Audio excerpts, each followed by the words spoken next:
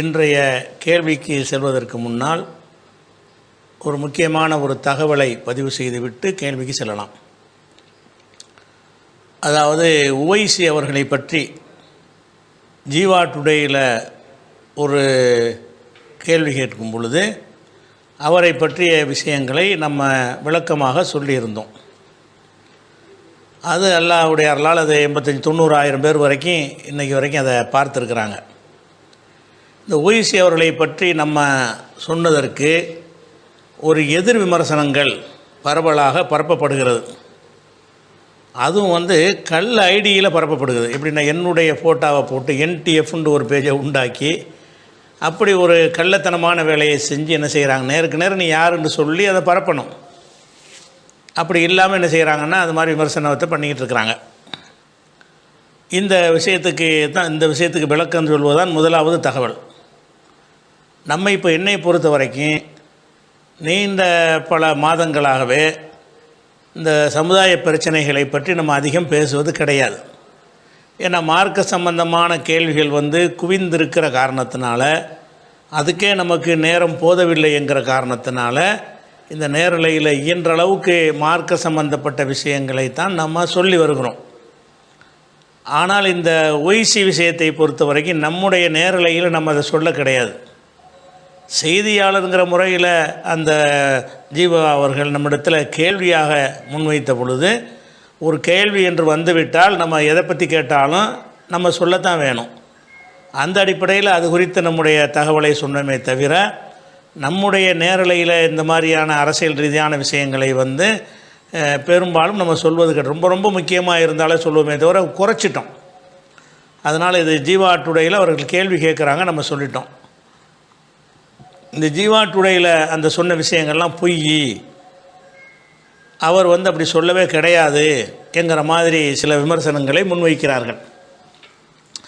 Jeeva today அவர்கள் என்னிடத்தில் கேள்வி கேட்கும் பொழுது அவர் தினமலர் பத்திரிக்கை, அதாவது ஏப்ரல் 26 தினமணி பத்திரிக்கையை எனக்கு அனுப்பி, இதில் ஓய்ஸ் இப்படி சொல்லியிருப்பதாக இந்த பத்திரிகையில் வந்திருக்கிறது, அதுக்கு உங்களுடைய பதில் வேண்டும் என்று தான் கேட்டார். அந்த பத்திரிகையில் உள்ள அதை ஒரு அந்த பேட்டியிலையும் ஒரு குறிப்பிடுவார். அந்த பத்திரிகையில் உள்ள செய்தியின் அடிப்படையில் நம்ம சொன்னோம் என்று சொன்னால், மறுப்பு சொல்கிறவங்க என்ன செய்கிறாங்கன்னா, அப்படி ஓய்ஸ் சொல்லவே கிடையாது அப்படின்னு அவங்களா மறுக்கிறாங்க. கிடையாதுன்னு சொன்னால் தினமலருக்காரன்ட்டு போய் சண்டையை போடுங்க, அவனுக்கு எதிராக வழக்க போடுங்க. தினமலரில் என்ன இருக்குது என்றால், ஏப்ரல் 26 இட்ட தினமலர், அதில் என்ன வருதுன்னு கேட்டால், நமது சிறப்பு நிருபர்ன்ற ஒரு செய்தியாக அது வருகிறது.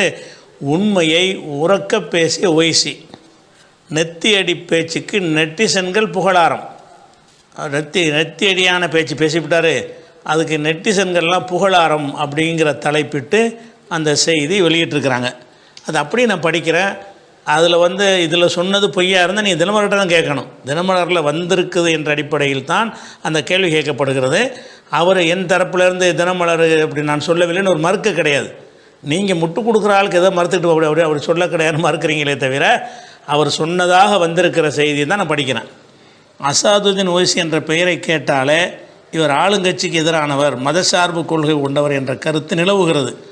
ஆல் இந்தியா மஜ்லிஸே இத்திஹாதுல் முஸ்லிமீன் தலைவரான ஒவைசி சர்ச்சை பேச்சுகளுக்கு பெயர் போனவர். ஆனால் இவர் காஷ்மீர் பஹல்காம் பயங்கரவாத தாக்குதல் குறித்து உண்மை தகவலை விருப்பு வெறுப்பின்றி பகிரங்கமாக வெளிப்படுத்தி உள்ளார். இந்த தாக்குதலின் பின்னணியில் பாகிஸ்தான் தான் உள்ளது என்பதை அவர் துணிச்சலுடன் உரக்க கூறியுள்ளார். 1. மதச்சார்பற்ற தலைவர்கள் என கூறிக்கொள்ளும் காங்கிரஸ் MP ராகுல், சமாஜ்வாடி கட்சி தலைவர் அகிலேஷ் யாதவ் கூட காஷ்மீர் தாக்குதல் விவகாரத்தில் வார்த்தைகளை அளந்து பேசி வருகின்றனர். ஆனால் ஓய்சி மத உணர்வுகளுக்கு அப்பாற்பட்டு உண்மை நிலவரத்தை பேசியுள்ளதால் சமூக வலைதளவாசிகள் அவரை கொண்டாடுகின்றனர். பஹல்காம் தாக்குதல் குறித்து ஓய்சி கூறியதாவது, இதான் கூறியது, சிறப்பு நிருபர் நேரடியாக கேட்டேன்னு போட்டிருக்கிறார். காஷ்மீரில் பயங்கரவாதிகள் நடத்திய தாக்குதலுக்கு மக்களிடம் மன்னிப்பு கூற வேண்டும். யார் கூறணும் தெரியல, மன்னிப்பு கூற வேண்டும். சுற்றுலா பயணியரின் பெயர்களை கேட்ட பின், அவர்களின் மதம் என்ன என்று அறிந்த பின் ஈவிரக்கமின்றி சுட்டு கொன்றுள்ளனர். இதற்கு அவர்கள் பொறுப்பு கூற வேண்டும். இது ஓய்சி சொன்னது. वहाँ पर इंडिस्क्रिमिनेट तरीके से और मजहब पूछकर उन्होंने मासूम लोगों को वहाँ पर उनका कत्ल किया है. हम इसकी सख्त से सख्त अल्फाज में इसकी मजम्मत. இதை ஜீவா கேட்கல, நானும் சொல்லலை. இதையும் சொல்லியிருந்தால் இன்னும் டேஞ்சரானான்னு விளங்கிறோம். இது உண்மையே கிடையாது. அதாவது அந்த பேரை கேட்டாங்கங்கிறது பின் செட்டிங் பண்ணது.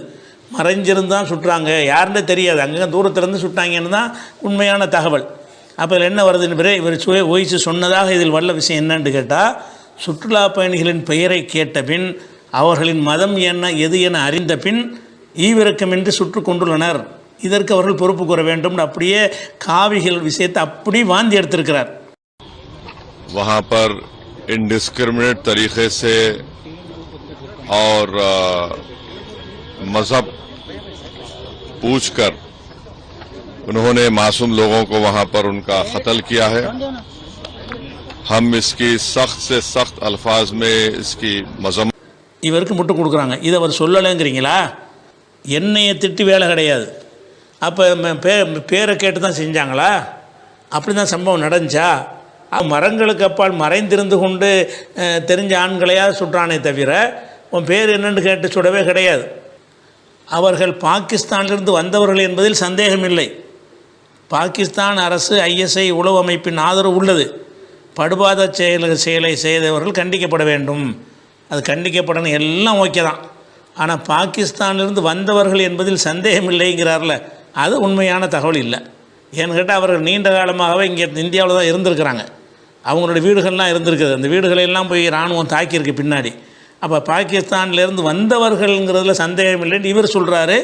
அடுத்ததாக என்னென்னு கேட்டால், இவர்கள் எல்லை தாண்டி எப்படி வந்தார்கள், இதற்கு யார் பொறுப்பு? பகல்காம் வந்தவர்கள் ஸ்ரீநகருக்கு வந்திருப்பார்கள். இவர்கள் பொறுப்பற்ற செயலுக்கு உரிய தண்டனை கிடைக்க வேண்டும். பாதிக்கப்பட்ட மக்களுக்கு நீதி கிடைக்க வேண்டும். பயங்கரவாதிகளின் இந்த ஈனச் செயலை வன்மையாக கண்டிக்கிறோம். இதில் யாருக்குமா எல்லாத்தையும் கண்டிக்கிறோம், நம்மளும் கண்டிக்கிறோம். இந்தியா பாகிஸ்தான் இடையே சிந்து நதி ஒப்பந்தத்தை இந்தியா ரத்து செய்ததை வரவேற்கிறேன். அப்படி வரவேற்கவில்லைன்னு இவங்க மறுப்பு சொல்கிறாங்க. எனக்கு மறுப்பு சொல்கிறாங்க. தினமலரில் அவர் கொடுத்த பேட்டியில் அவருடைய சிறப்பு நிருபருக்கு அளித்த பேட்டியில் என்ன வருதுன்னு கேட்டால், இந்தியா பாகிஸ்தான் இடையேயான சிந்து நதி ஒப்பந்தத்தை இந்தியா ரத்து செய்ததை வரவேற்கிறேன், ரத்து செஞ்சதை வரவேற்கிறேங்கிறார். இது ஒரு பைத்தியகாரத்தனமான இதுன்னு சொல்லி நம்ம அது சிந்து நதி அது ஒன்றும் செய்ய முடியாது, சிந்து நதியை அடைக்கவே முடியாதுன்னு நான் சொல்லியிருந்தேன். அது தவறுங்கிற மாதிரி பில்டப் கொடுக்குறீங்களே. நான் இட்டுக்கட்டி சொன்னேன்னா அவர் சொன்னதுக்கு சொன்னேன்னா, இது ஒரு அரசியல் விவகாரம் அல்ல. அதனால் மத்திய அரசு என்ன நடவடிக்கை எடுத்தாலும் ஆதரிப்போம். அதை நதிநீரை அடைச்சோண்டு அரசாங்கம் பொய்யாக மக்களை ஏமாத்துகிறது. இவர் அதை மெய்யுங்கிற மாதிரி அந்த நதிநீர் சட்டங்களெல்லாம் விளங்காமல் இவர் சொன்னார் என்று தினமலர் சொல்கிறது. அடுத்து, பயங்கரவாதிகளுக்கு புகலிடம் அளிக்கும் எந்த நாட்டின் மீதும் நடவடிக்கை எடுக்க மத்திய அரசுக்கு முழு ஆதரவு அளிப்போம். நமது நாட்டின் பாதுகாப்பை கருத்தில் கொண்டு பாகிஸ்தானுக்கு எதிராக வான்வழி தரைவழி தாக்குதல் நடத்தலாம். இதுபோன்ற இராணுவ நடவடிக்கை எடுக்க சர்வதேச சட்டங்களும் அனுமதிக்கின்றன. இவ்வாறு ஓய்சி கூறியுள்ளார். அப்போ ஓய்சி இதில் சிந்து நதி விஷயத்தை அவர் சொல்லவே இல்லைன்னு எனக்கு மறுப்பு போட்டிருக்கிறாங்க. அவர் அப்படி சொன்னார் என்று தினமலரில் நியூஸ் வந்திருக்கிறது. ஓய்சி மறுக்கலை.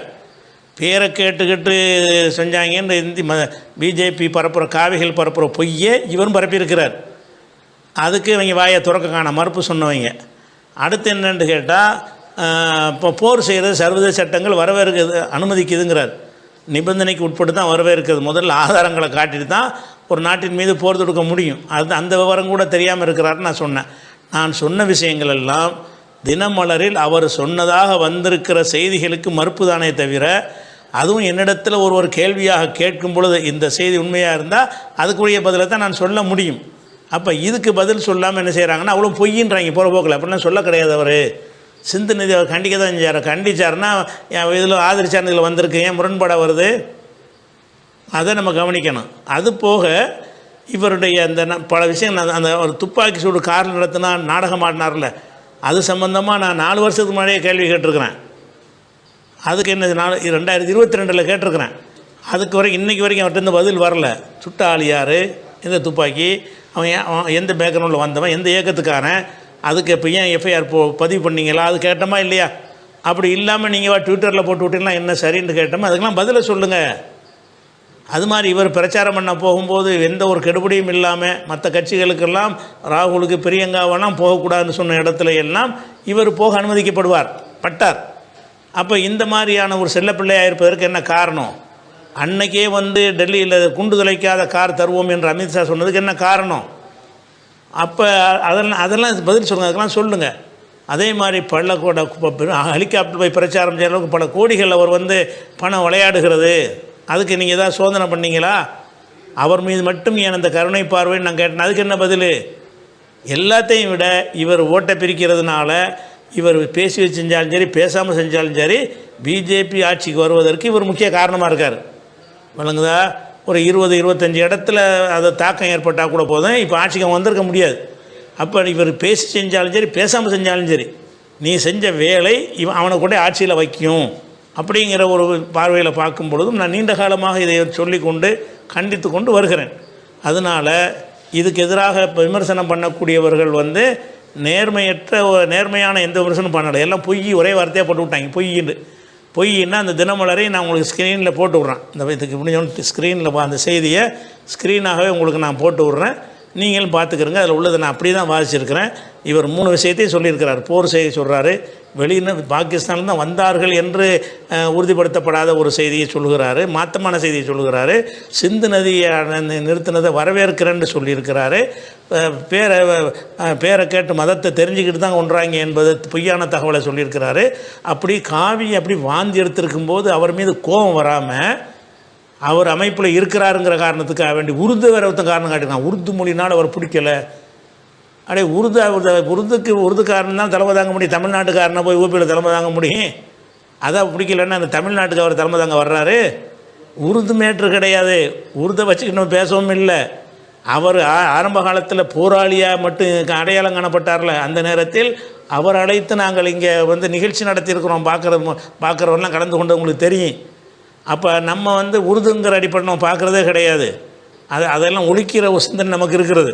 அதனால் இவர் உருதுக்காரங்கிறதுனால அப்படி செய்கிறார்கள்னு அப்படி ஒரு உருதுக்காரங்களை கிளப்பி விட்றாங்க. இந்த மொழிவரியை தூண்டி விட்டுச்சுன்னா இதை மடையர்கள் செய்யக்கூடிய விஷயங்கள். நீங்கள் மூடர்கள் தான் இதை செய்வார்கள். நீங்கள் நேர்மையானவளாக இருந்தால் நான் வாசித்த இந்த செய்தி உண்மையா பொய்யா? பொய் என்று சொன்னால் அவர் அஃபீஷியலாக தினமலருக்கு கொடுத்த மறுப்பை என காட்டுங்க. உங்களாக என்ன செய்கிறாங்க? அப்படி அவர் சொல்லவே இல்லை, அவர் கண்டிக்க தான் செஞ்சார் அப்படின்னு விங்களா அவர் சார்பாக நீங்கள் பேசுகிறீங்க. அது சோர்ஸை காட்டுங்க. சோர்ஸை காட்டினீங்கன்னா முரண்பாடாக 2 வந்திருக்கும்போது அது தீர்க்க வேண்டிய பொறுப்பு யாரை சேர்ந்தது? ஊசி சேர்ந்தது தானே. தினமலர்காரன் என் பேரில் பொய்யை போட்டுட்டான்னு சொல்ல சொல்லுங்கள். அவரை சொல்ல சொன்னாங்கன்னா தினமலர்காரன் பேச்சை நானும் சொல்லிவிட்டேன், நானும் மக்கள்கிட்ட தெரிவிச்சுட்டு போயிடுவேன். அதனால் நாம் சொன்ன விஷயங்கள் அவர் சொல்லி இருக்கிறார் என்று ஒரு பத்திரிகையில் பகிரங்கமாக வெளிப்படையாக நமது நிருபர்னு போட்டதை வெளியிட்டிருக்கிறான். இது செவிவழி செய்தி கிடையாது, நாங்களே நேராக கேட்டது தான் நிருபர்னு போடுவாங்க. அப்போ நேரடியாக நிருபருக்கு முன்னிலையில் இருந்து கேட்ட செய்தின்னு சொல்லி அவன் போட்டிருக்கிறான். அதனால தான் இதை பேச வேண்டி வந்துச்சே தவிர, அதனால் இதை நீங்கள் போட்டு திட்டுறதுனால ஒன்றும் கிடையாது. இவர் மார்க் விலையை பார்க்க வேண்டிய இவருக்கு அரசியலுங்கிறாங்க. நாங்கள் எல்லாரையும் பேசிக்கிட்டு தான் இருப்போம், அரசியலையும் பேசுவோம் தேவைப்பட்டுச்சுன்னு சொன்னால். மார்க் விஷயத்தை மட்டும் பேசலை. ஆனால் இந்த விஷயத்தை சொல்லும்போது மாத்திரம் இந்த வாதத்தை அவங்க வைக்கிறாங்களே தவிர, மற்ற பாலஸ்தீன் விஷயத்தில் இருந்து எல்லா பாயிண்டுகளையும் நம்ம இணைஞ்சிருக்கிறோம். பரவலாக சர்வதேச விஷயங்கள்லாம் பேசி தான் இருக்கிறோம்.